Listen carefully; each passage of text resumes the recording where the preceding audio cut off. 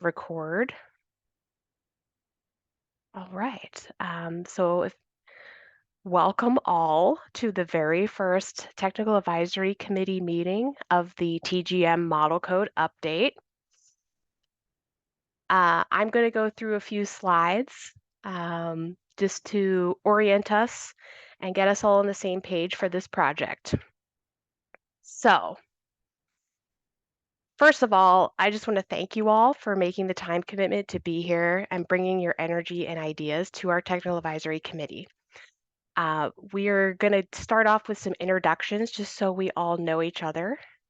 For those that don't know me, I'm Nicole Cross. You can call me Nikki. I began working for TGM in January of 2024, and I have managed TGM code assistance and quick response projects.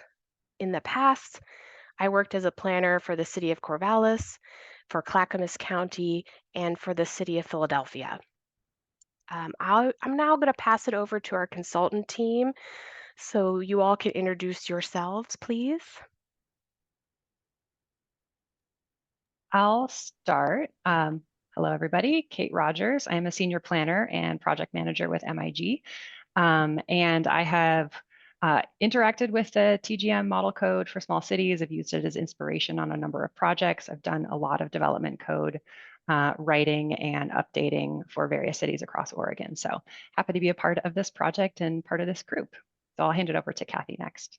Hi, yeah, I'm Kathy Corliss. I worked with many of you over the years. I'm a principal with MIG and, of course, worked with and on the model code. I was on the TAC for the last update when Scott Siegel was leading that. So it's fun to be on the other side. It's a tough act to follow.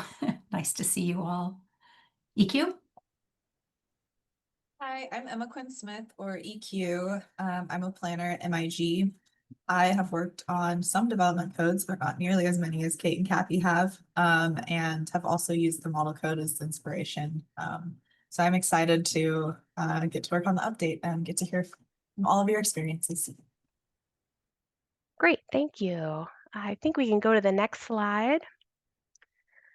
For this technical advisory committee, we sought members with a wide geographic representation from around the state and experience working with the zoning codes of small cities throughout the state. So we wanted representation from ODOT, DLCD, at least 2 small city planners, and we also wanted a council of governments or a regional planner with experience serving small cities. And we also looked for private planners and or transportation planners or engineers who are familiar with TGM projects. So looking at this group, we came up with a pretty great group, I think. So I'd like us all to go around and have you introduce yourselves. You can just tell us what your current role is. If you feel like sharing anything else about your experience with TGM, that's great. But we'll try to keep it pretty brief so we can get to the meat and potatoes of our meeting today. Why don't we start at the top left on the screen with Henry, and we'll work our way down and to the right. Assuming Henry is here. I don't see him. Okay, so how about Jean? Hello, everyone. I'm Jean Jankaitis, most recently with City of Joseph, and now I'm doing my own thing and just providing kind of the daily planning, land use planning needs for small cities in Northeast Oregon. Thank you.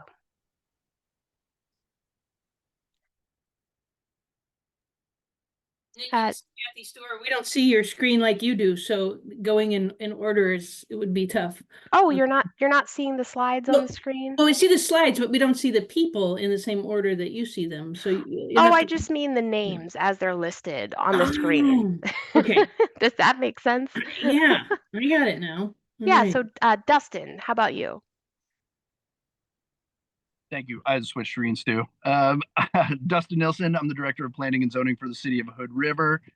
I'm assuming we're a small city of 8,800 people. Have about a quarter century now of expertise in land use planning. I've been a recipient to and beneficiary of a number of TGM grants. Currently, we're working with MIG to update the city's current code, and actually using the 2015 version of the model code as some sort of the formatting and inspiration, and then likely drawing from the evolution of the code as it sits, hopefully in this iteration, to help make our code a little more useful and bring it into alignment with some of the state's recent updates, and really have it be responsive to, really the modern era of planning and technology and some of the shifts in the world that we operate in now.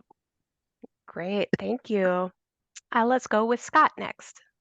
Yeah, thanks, Nicole. I'm Scott Siegel, and my current role is Community Development Director with the City of Newburgh. And so I think Newburgh would be considered a medium-sized city or a large city, depending on the policies that you're looking at.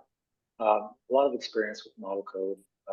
Developed the first pilot of that in the late 90s, early 2000s, and led updates to it in 2005 and 2012. I think the current version that we're all working with was an update to that, even more recently, 2015 perhaps. And just very, honored to be part of the TAC for this. I've seen that the model be used effectively by cities of all different sizes. Certainly, it's not limited to small cities, but I'm looking to see how we can add value and update the document. And help advise the consultant team on that so that it's useful to its intended audience. And just happy to be here as a resource, and look forward to working with you all. Thank you. How about Kathy? All right, I'm Kathy Stewart. I am currently a project manager with the City of Chiloquin. I was on the Newburgh Planning Commission before Scott's time for about 13 years, so I have a lot of land use experience. I described Chiloquin to someone the other day as if small cities are 2,500 or less, Chiloquin is a micro community. Our total population within the city limits is less than 800. So I hope to sort of represent the micro cities of the state and the help that we need. All of our code, all of our policies, everything are about 40 years out of date. So I think bringing this all up to date for us is critical to moving forward. Thank you, Kathy. Do we have Richard? Yes, I'm here. I'm the Planning and Community Development Director for Lincoln City, and have been off and on for more than 25 years. Actually, I retired in 2019 and have come back twice since then. Also done consulting and done a fair amount of ordinance drafting. So happy to be here and have a voice. Thank you, Richard. Lincoln City just graduated to above 10,000 people. So we're no longer a small city anymore. Congratulations. Okay, let's start off our private planners and consultants with Elizabeth. Yeah, hi all. Elizabeth Decker. I run my own consulting firm called Jet Planning, and I've worked on a number of TGM projects and other code updates, probably around the state. So I feel like I have good variety of experience in different regions and different size cities. Sometimes more explicitly using the model code based on what the client wants, and other times just personally as a code writer, having a resource. So excited to see sort of how to interface the issues of communities and sort of the pain points that I've heard come up a few times in various places, and how that can be addressed moving forward to make a great resource. Thank you. And next up, Ria, please tell me, am I saying that wrong? You said it great. Hi, I'm Ria Flizikowski with DKS Associates. I am a transportation engineer. I've worked on lots and lots of TGM grant applications with long-range planning. And also, I guess as a side note, I'm also the transportation engineer for a lot of smaller cities that aren't large enough to have their own staff. So I see the code a lot from that perspective too, like through development review and just standards that get applied. So I'm really interested in this topic. Thanks for having me. Thank you. How about Matt? Hi, everybody. Matt Hugart with Kittleson and Associates. kind of similar to Ria. I'm a transportation planner, not an engineer, but I do a lot of TSPs, transportation system plans for smaller communities, and in particular, a lot of smaller communities out in Eastern Oregon, of all places. So have a lot of experience updating transportation system plans and then helping them navigate the challenges of aligning their code with the plan. So happy to contribute where I can, and I'll pass it on. Thank you. Is it Jamin or Jamin? I wish it was Jamin. It'd be cooler. That's Jamin. I'm a partner with Cascadia Partners, planning and development strategy consulting firm. It's out of Portland, but we have some employees around the state. I've been practicing for about a decade now as a consulting planner. It's been a few years at former APG, now at MIG, working under the wise guidance of Kathy Corliss there, and working alongside Kate for a little while. At Cascadia Partners, we have worked on a variety of TGM projects that have a code implementation component. Most recently, we led the development of the CFAC Walkable Design Standards Model Code, and I was one of the primary authors of that code. So welcome all your critiques of it. I'm sure there are things we missed and could be improved. But I spend most of my time working on housing planning in Oregon, and many sort of a central aspect of that are code audits and updates related to addressing our housing issues. And so either as part of a HPS project, implementation of a HPS, or just a general project to come into compliance with state housing law or remove unnecessary barriers to housing production, choice, and affordability. Yeah. Thank you. Okay, let's finish it out with our state agency reps. How about Laura? Hi, I'm Laura Buell. I administer DLCD's Community Green Infrastructure Program. But prior to this, and for most of the time that I've been at DLCD, I was the code assistance planner for TGM. So I had Nikki's position, and that's why I'm here. Thank you. We're glad you're here. Patrick. Hey, good afternoon, everybody. I'm Patrick Wingard, Regional Representative with the department. I worked with Scott Siegel, maybe others, back in 2002 on the second edition of the TGM Small Cities Model Code, and then overhauled City of Warrenton's zoning ordinance, subdivision ordinance to create their development code in 2004 based on the Small Cities Code. And it's great. Since working for cities, I consulted for a while, then I joined DLCD. It's great to see the consistency across small cities, like I know Sisters and other cities that have adopted the model code. It provides nice continuity. I know not just for me, but others who have worked around the state. So big fan of the code project, and really happy to be here to support the effort. Thanks, Nikki. Thanks, Patrick. Cheryl. Hello, I'm Cheryl Jarvis-Smith, and I'm out of the TGM program for Eastern Oregon. So it's great to see that we got representation from the city of Joseph. I'm excited to see them on the committee. And I've actually worked with the model code back in the 90s when we first developed this. It had slightly more abbreviated focus. It was about how to implement a TSP. And, you know, over time, we've added more things that are housing, and it's great to see that's going to be more robust of a tool. Thank you. Thank you. And finally, Ryan.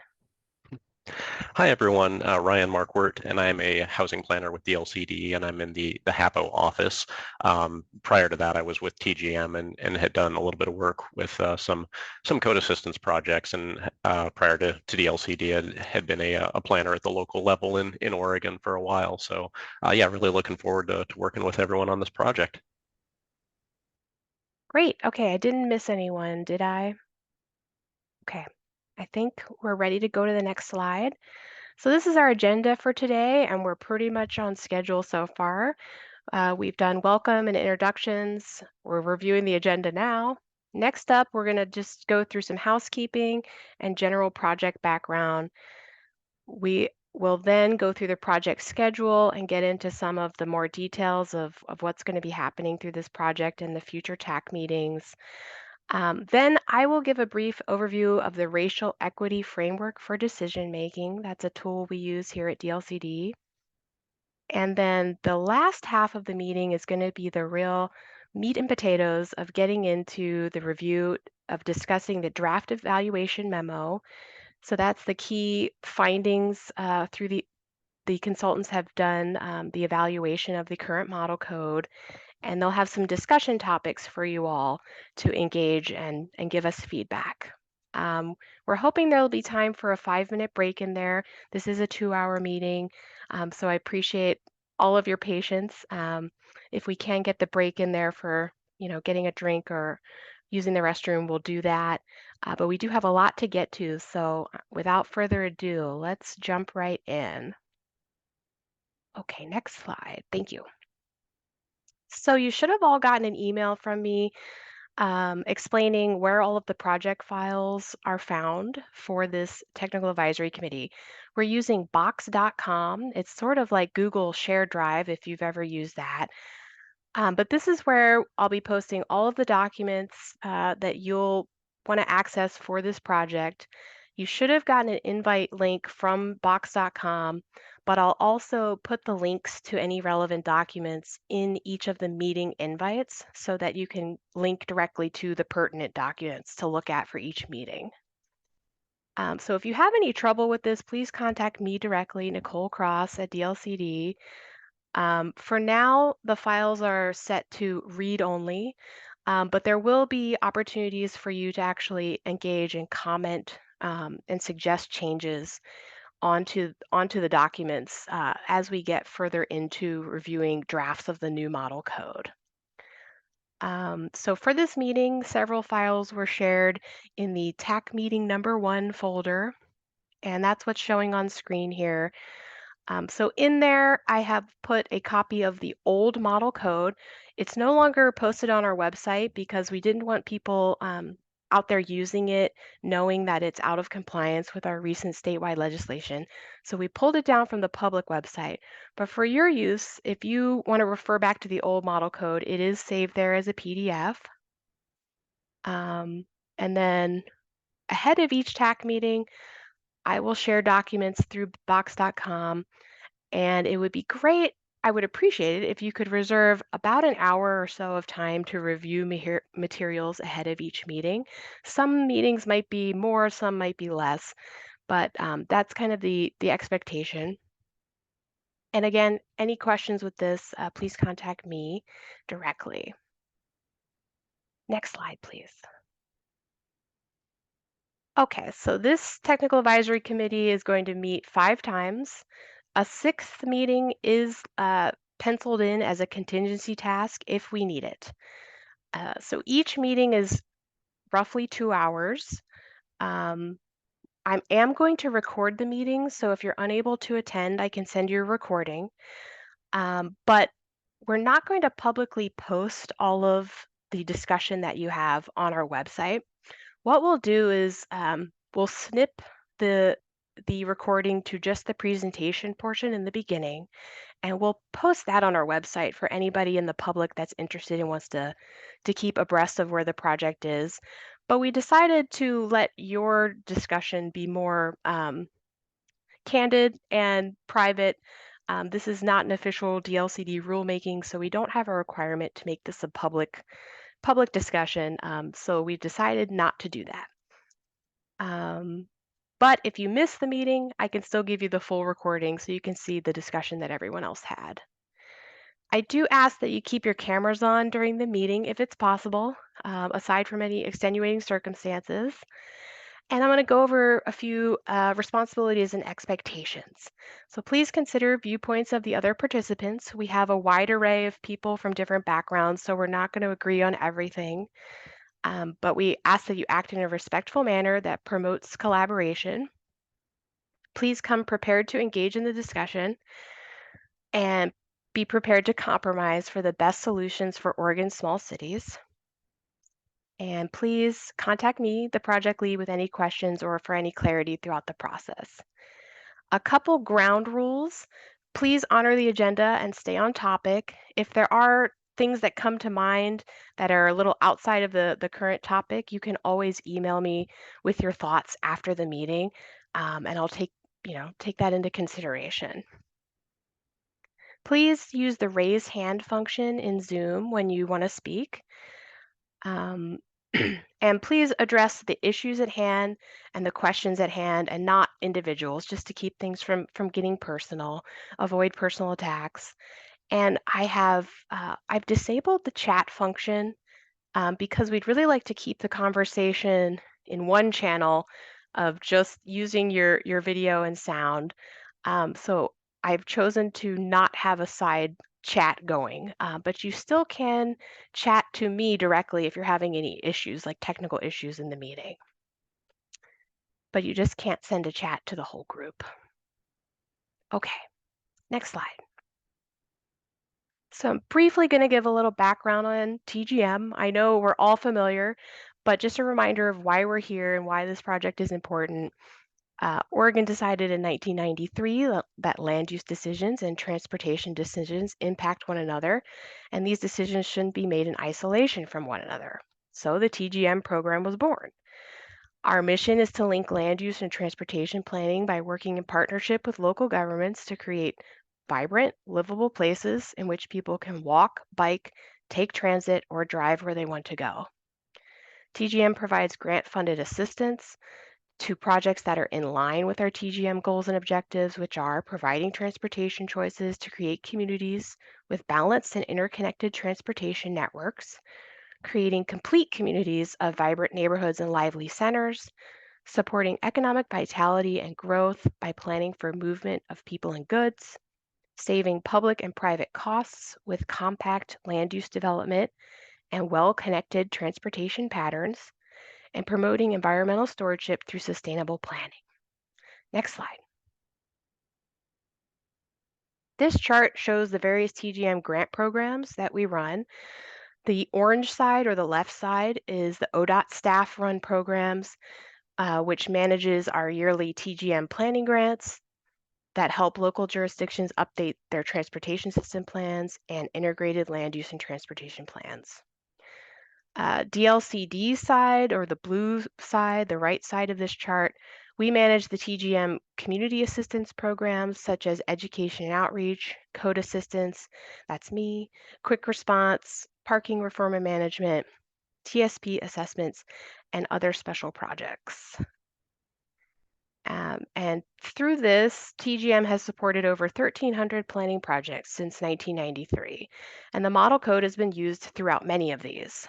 The new TGM model code will be used as a guiding document through our future TGM-funded projects. Next slide. So why are we doing this now? Since the TGM program was created in 1993, there's been several editions of the model code. The latest edition was published in 2015, but it only had minor edits to the text. 2012 was the last time that the model code was substantially updated. And so that means that the existing model code does not align with a lot of pieces of recent statewide legislation, and it needs updating. Next slide, please. The TGM model code has historically been created for use by small cities in Oregon. So what do we mean when we say a small city? This map is showing Oregon cities with population 10,000 or less, and the size of the dot is relative to the population size. So I have a quick quiz for you all. Does anyone know how many cities in Oregon are small cities or have 10,000 population or less? Anyone want to take a guess? No, no one's brave. Right, Yes. 120. Okay, that's a guess. Elizabeth, do you have a guess? 180? Oh my gosh, great guess. It's 183. I wish I could give you a prize. That's great. Okay, next slide, please. So of Oregon's 241 cities, 75% are small cities with a population of 10,000 or less. The median population of Oregon cities is 2,133. And on the really small end, we have 76 cities under population 1,000, as Kathy called them, micro-cities. So you're all aware that many small cities do not have dedicated full-time planner on staff. Historically, TGM has targeted small cities as the audience for our model code because small cities tend to have the least resources for planning and the least code writing experience. Okay, that is the end of my section. I will pass it over to the consultants. Thank you. All right, thank you, Nikki. So I'm going to talk a little bit more about this specific process and also the TAC meetings and sort of the work that you all have ahead of you. So we kicked off the project back in May of this year, and we are hoping to be wrapped up by August of next year, so about a year from now. And the first step was the code evaluation. So you all received the draft version of the code evaluation in your agenda materials for today. It includes a lot of pretty detailed findings. We tried to kind of boil down some of the key topics for our discussion today and as questions in the memo. And then we will be repeating those questions in a questionnaire following this TAC meeting. We'll talk a little bit more about that later in this meeting. But in terms of the overall process, we will be kind of shortly after this meeting, and there's a community survey, which we'll also talk more about. We'll be getting into really starting our draft of pieces of the model code. So we've kind of broken it up into 3 modules or kind of chunks of code. And I'll show those on the next screen, but got 3 draft modules. We will be reviewing each of those drafts with you all and getting your feedback on those. And those will feed into kind of a consolidated second draft or revised draft. And then we'll have another meeting with you, create draft number 3, and then work towards our final draft. And there's potentially an option for a 6th TAC meeting, but currently we're expecting 5 TAC meetings to happen. And I mentioned the community survey. They will also, Nikki will be posting the drafts on the website, so they will be available for public review and comment as well at some key stages of the process. So looking more closely at the upcoming TAC meetings. So here we are today, August 28th, kind of giving this project overview. We'll kind of give a preview and talk about the community survey. And then following that, you'll have about 2 weeks to respond if you want to provide kind of more detailed responses to some of these key discussion questions from today's meeting. You'll have the opportunity to do that. I think Nikki will be sending that out as a follow-up to this meeting. And then hopefully sometime in November, maybe late November, we will have the first code module draft for you all to review. So we're imagining we'll start with the review procedures and approval criteria. And then the second module, looking at early January for that meeting, getting into zoning regulations and community design standards. And then for the 4th meeting in February, some of the kind of overall general provisions, definitions, introduction, as well as the user's guide. And we're imagining the user's guide is going to be really important in this update to provide guidance as to, in particular, what are requirements for cities versus just kind of recommendations or options as part of the code, and just providing more kind of explanation and guidance for users. And then mid-April will be the 5th meeting where we will have a second revised draft of the full code for you all to review. And then we'll kind of decide whether meeting number 6 is needed and whether that's possible later in the process. So with that, I think I'm going to hand it back to Nikki, and she's going to talk about the racial equity framework. Thank you. Okay, so DLCD frames all of our projects through the lens of the racial equity framework for decision making. So I'm just going to go over this briefly. Some of you may have heard of this before, but this is just something you want to keep in mind as we go through this project over the next year. The framework document in its entirety has been shared on the box.com shared drive as well, if you'd like to read the full text of it. So we ask members of the TAC to consider how language of the model code will affect racial equity in the state and to make recommendations to mitigate impacts of this project on historical inequities. I'm going to briefly go through some of the key points of the framework that are related directly to the model code project. Next slide, please. So for this TAC, I've highlighted in green the pieces of the framework that I think are particularly important for this project. So historic inequities, benefits and burdens. These are components of the framework to keep in mind as you think about model code language. Some of the components of this framework have been addressed through the community engagement plan, which we've already written. I'm going to go over that in the next slide. Some questions to ask yourself throughout this project are, how does the model code address historic inequities for communities of color in Oregon? How can the model code lessen historic inequities on communities of color? What are the benefits and burdens of the model code? Benefits and burdens can be financial, environmental, and social. When writing new code language, ask ourselves who will benefit from this and who will be the most burdened. What methods and what are the racial and geographic demographics of communities engaged through this project? So as we move through different phases of the project and review specific sections of model code, we should keep these questions in mind as we make our decisions. And I will continue to remind this group of the racial equity framework as we go through those different modules of code and dive deeper into our code discussions. Next slide. So TGM has developed a community engagement plan for this project, and that is another one of the documents you can read in its entirety on box.com if you are so interested. The community engagement goal for this project is to consult the public to obtain feedback on priorities of the model code and feedback on the draft versions of code language. So who is our community that we're engaging? As required by the 1964 Civil Rights Act Title VI, public involvement for this project must be directed to ensure outreach to people of color, seniors, youth, people with disabilities, and low-income populations.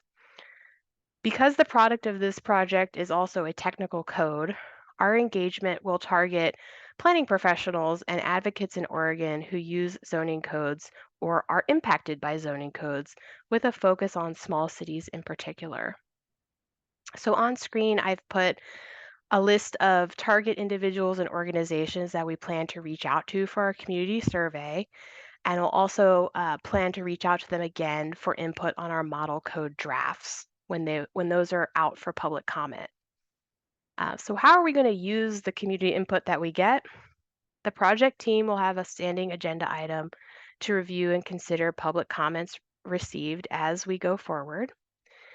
And a comment summary will be created following each of these engagement points, and we will share that with the Technical Advisory Committee, as well as with an internal agency team of state staff that I have helping me on this project.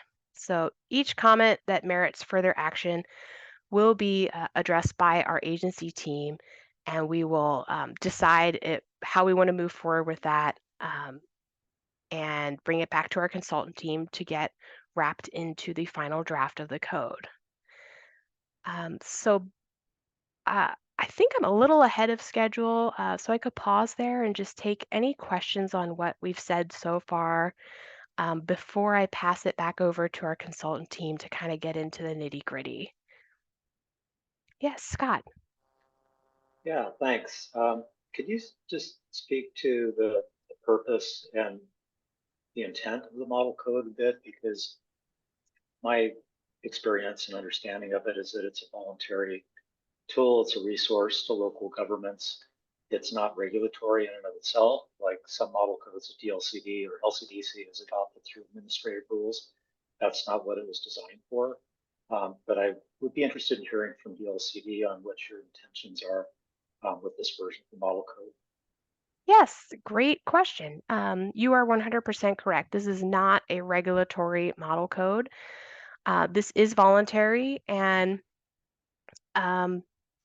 we're going to use it through all of our TGM funded projects. So obviously, if someone's coming to TGM asking to do a code update, we're going to be heavily suggesting that they use model code language. But it's not the only way to get there. It's just one set of standards We do want to make sure that the TGM model code is fully compliant with all statewide legislation. And so as you start getting into this, you will find that some of our questions are about kind of how far do we want to turn the dial for small cities.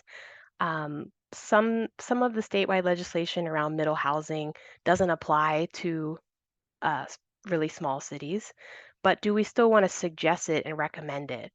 And that is a question that we can get into further as we progress with this TAC. So um, I don't have a predetermined answer on how far we're turning the dial. So that's something that I'd like your feedback on. The same goes for our climate-friendly and equitable communities rules. Those were designed for larger cities, but they could be beneficial to smaller cities as well. So in my mind, I think of it as kind of a menu of options that a small city can pick and choose which things they feel are most appropriate for their city. But we still want to be very clear about what is required based on their city size. And we don't want to be allowing cities to adopt codes that are not compliant with state law. Does that answer the question? Okay. Anybody else?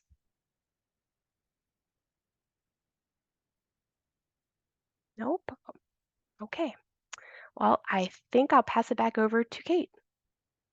All right. Thank you so much, Nikki.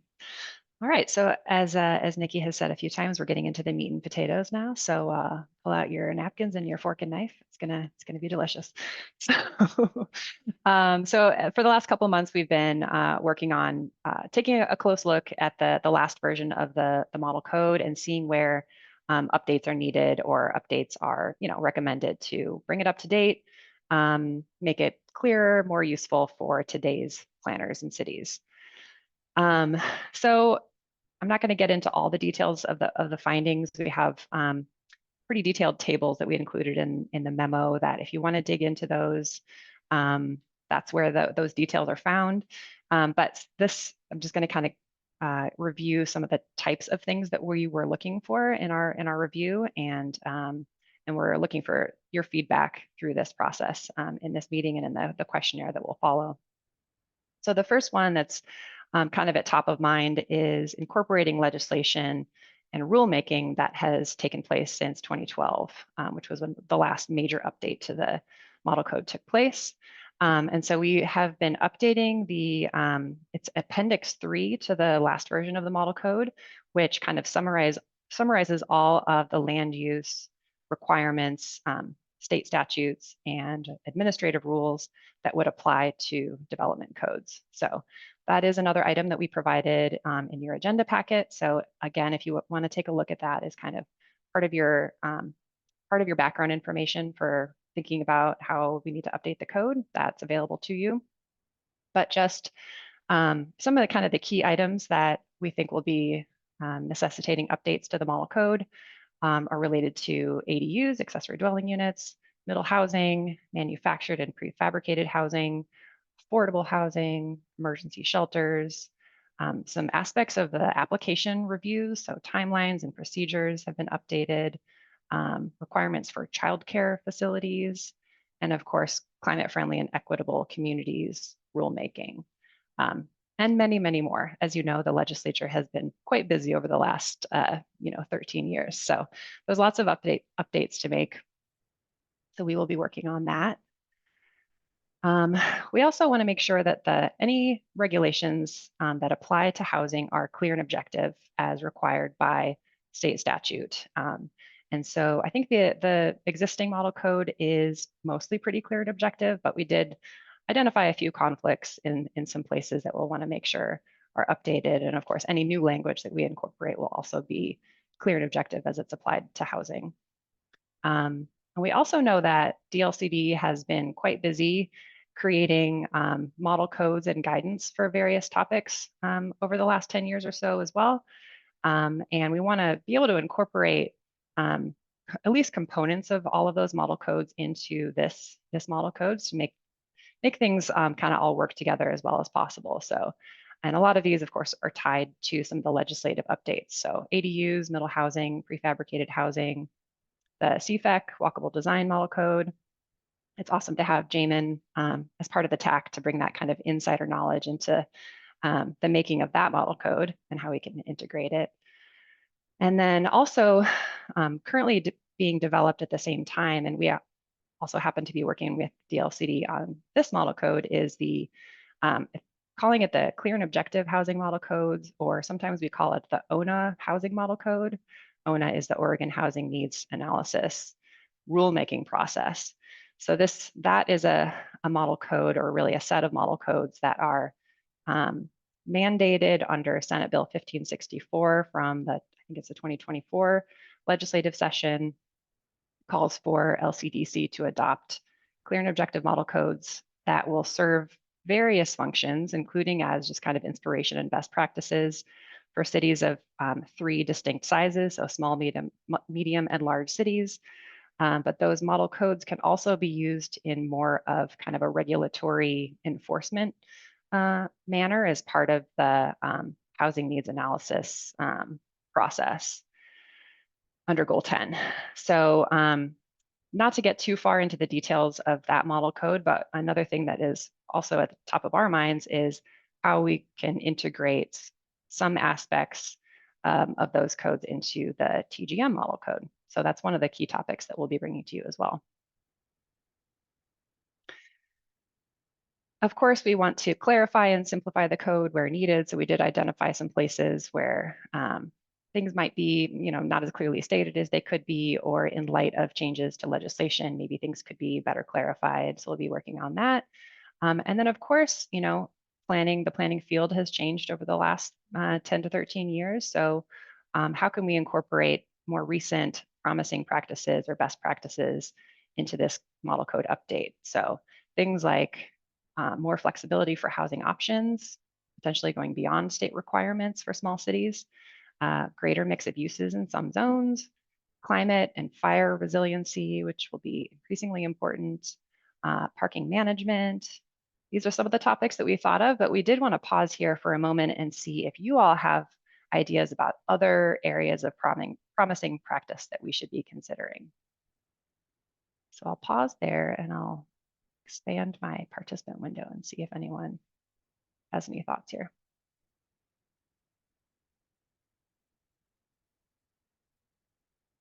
Of course, you all, again, you will have lots of opportunities to think of other ideas moving forward.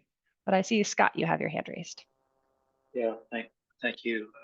Kate, this isn't a promising practice, but it's just a question about the code, the construction of the code and the guidance that you're providing around statutes now that have sunset dates, or that certain provisions will no longer be in effect, like I think 1537 has some code adjustment provisions that expire at a certain point.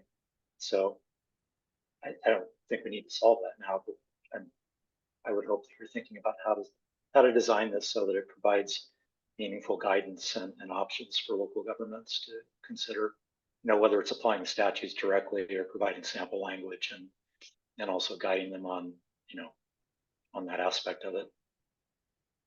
Absolutely, that's a great point. And yeah, we don't have answers to that to that yet. What do we include versus kind of leave out? But we definitely at least want to provide that guidance to at least make small cities aware of what the legal, the statutory landscape looks like, so that they're aware of those issues. But yeah, that's a great thing to be keeping in mind.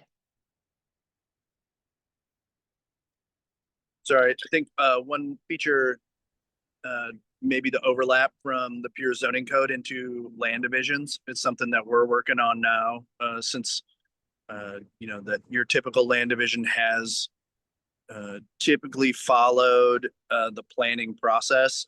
Any overlap that helps bridge the gap between kind of those design standards and purely land use and residential and land divisions can be helpful, especially when it comes to anything for guidance for smaller cities on defensible exactions and discretion when it comes to the creation of new parcels itself, differentiating needed housing or aligning that with needed housing and some of the restrictions that comes with the land division process.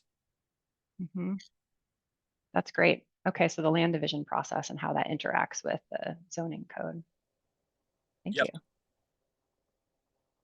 And Scott, did you newly raise your hand?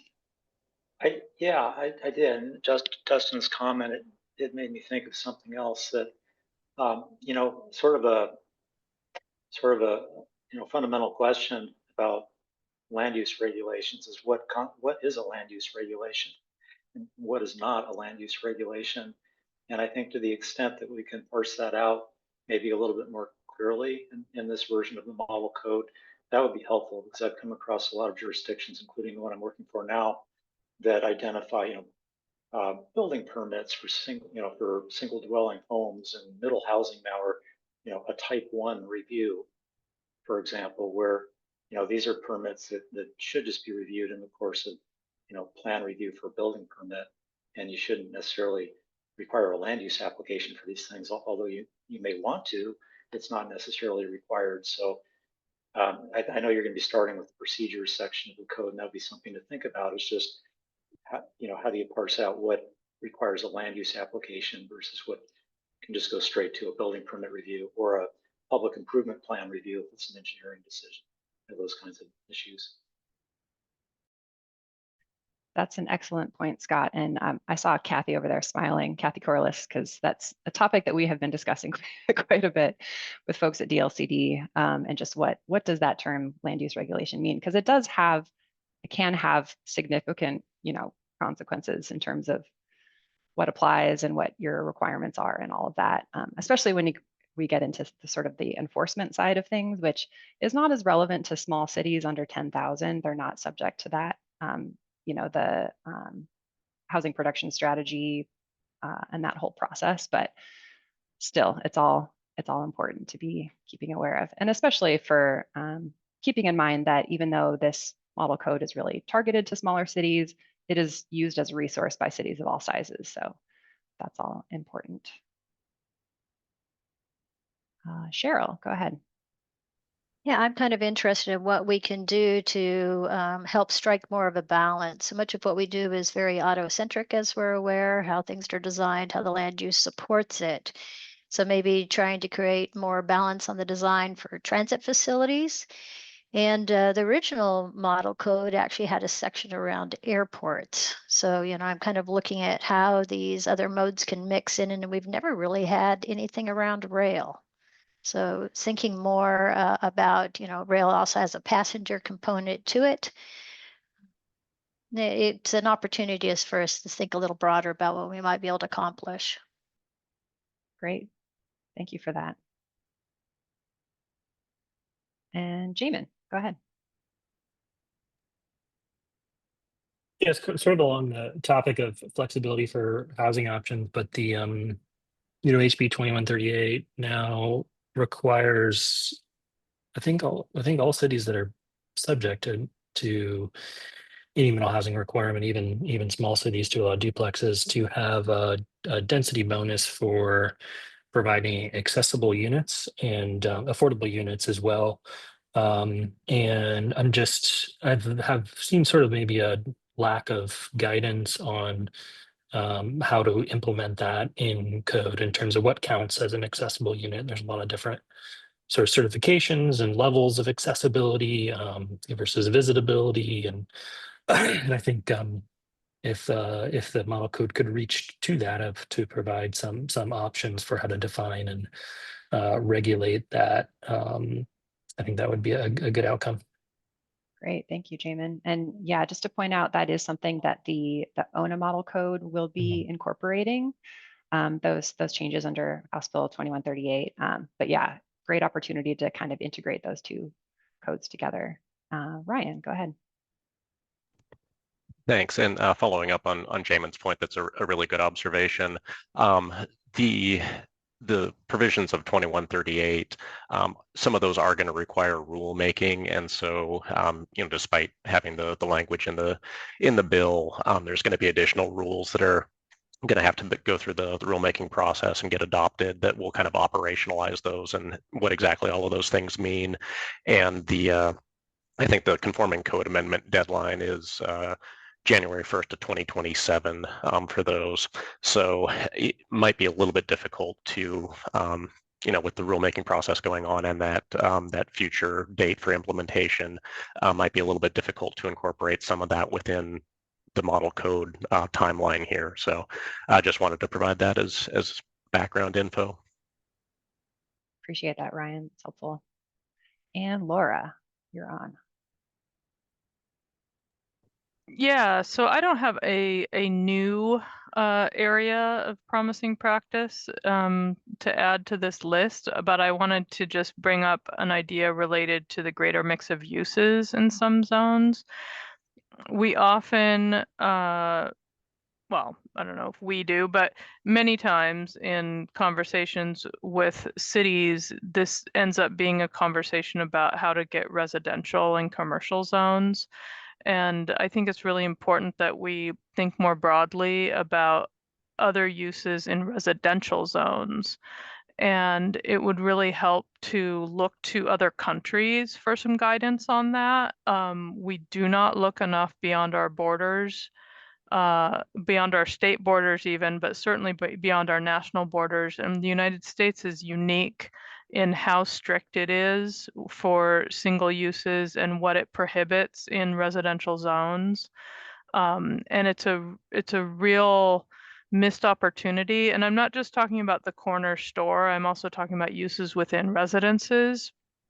And it's related to housing affordability as well, because when you let people generate income in their residences, it makes it more affordable. So that's an area that would be good to look at as we look at mix of uses. Awesome. Thanks, Laura. Yeah, that's such a great point. And it's something that we didn't call out in our evaluation memo, but I think we'll definitely want to capture that where we're talking about mix of uses in residential districts in particular. Any last thoughts about promising practice before we move on? All right. Well, thank you all for jumping in there. That was really great discussion already. So I think actually our timing is not too bad to do our 5-minute break, because I think the next piece is getting into those specific discussion questions that we called out in the memo. So let's give ourselves 5 minutes. So if you want to come back at 1:58, we will reconvene it then. All right. Thanks, everybody.